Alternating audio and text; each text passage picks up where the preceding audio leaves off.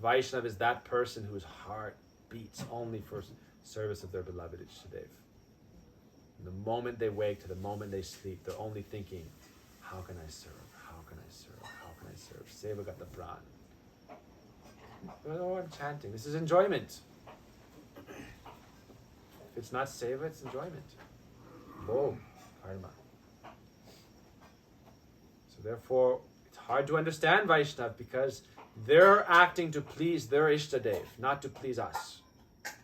And so pleasing their Ishtadev, sometimes they don't act according to how we want them to act. And then we think, oh. And then we develop envy because they're being respected. And we think, not a Vaishnav. Bhakti Siddhanta Prabhupada, when someone complained about Param Gurudev, he said, you are not a Vaishnav. They wrote to him saying, this Param Gurudev, Acharya Keshri, Bhakti Pragan Keshri Maharaj, he was Vinod at that time.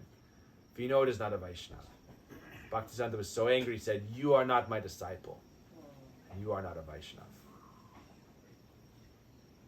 This person was chanting, I'm doing the program, ticking all the boxes.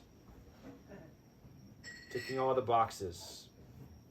Chanting 64 rounds. Going to all the programs. Knew all Siddhanta. But didn't know the Siddhanta of how to behave with Vaishnavas. Didn't know the Siddhanta of how to honor and respect Vaishnavas. Therefore he knew nothing. Therefore Bhakti Siddhanta rejected him. You are not a Vaishnava. You are not my disciple. There's another story of a boy. Bhakti Siddhanta Saraswati Thakur's disciple in the mutt. All his life was just for seva. So one time, one of the persons whose responsibility was to take care of the cows and to feed them, he was so busy in services for the temple, he came back home one night really late and just was so tired he fell asleep. He didn't feed the cows. So Bhakti Siddhanta Prabhupada, oh wait, it's okay. Go ahead.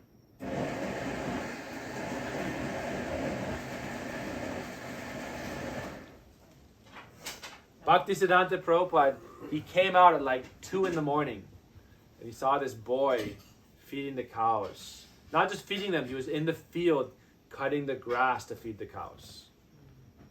And Bhakti Siddhanta asked him, it's so early in the morning, what are you doing this for? He said, oh Guru Maharaj, the person whose normal seva it is, he didn't even, he said he was serving all day and night and so many responsibilities and extra things that had come up. He came home so tired he went to sleep. I thought, the cows are hungry.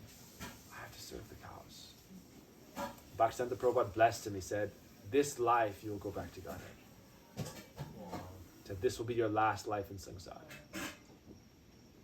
So what's more important? That his mood of his heart to serve and his love for his guru and his love for anything related to his guru, or the person who was chanting 64 rounds a day and knew all Siddhanta but only criticized other Vaishnavas. One was told, you are not my disciple. And the simple boy who was doing seva, he said, this is your last life in samsara.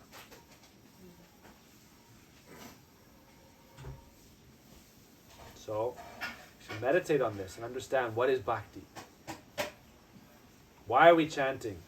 Why are we doing arati? Why are we cooking? Why are we doing anything? Where's our heart and soul? Where's our pran? Where's our life? Then when we understand that, then we can understand what is bhakti. Bhakti is Radharani's property.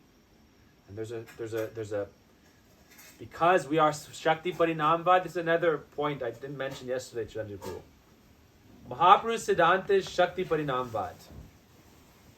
Shakti Parinam means that every jiva is a manifestation of the Lord's Shakti. And therefore, because the nature of Shakti is to serve Shaktiman, our nature is to serve Krishna.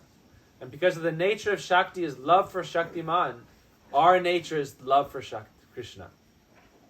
One more time I'll say it. Mahaprabhu's philosophy is Shakti Parinamvad. Every other philosophy isn't complete.